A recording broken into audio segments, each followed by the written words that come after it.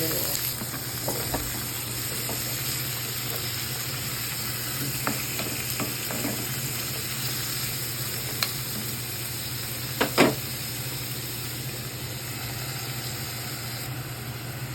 mga karangkada, lalagyan ko ng bagoong. Ito natin ang bagoong. Ito yung bagoong. Karangkada.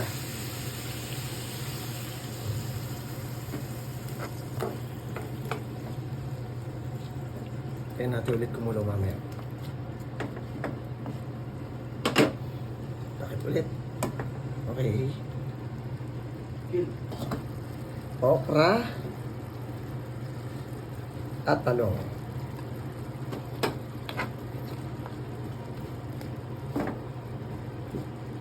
Ang tawag dito ay ginisang bulaklak ng kalabasa.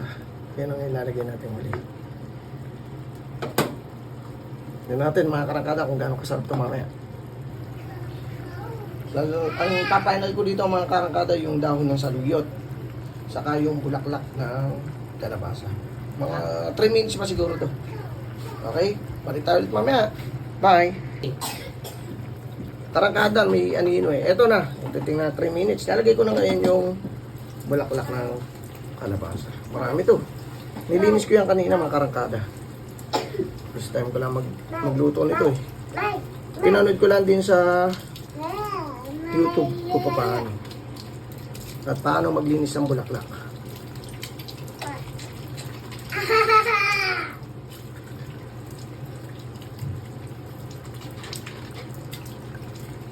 Siguro mga 1 minuto lang. Okay na to. Takpan ako ulit.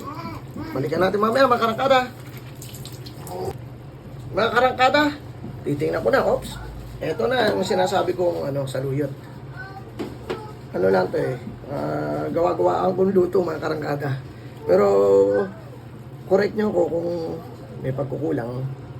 Pero gusto ko lang kasi ng dahon ng saluyot. Talagay ko na to mga karangkada.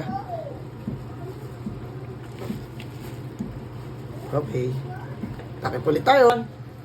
Mga karangkada, after mga ilang minuto, binalikan ko na to. Yan. Meron tayong ilalagay dito. Galunggong. Pinaritong galunggong. At siyempre, nagyan natin ng sili karangkada. Para pagka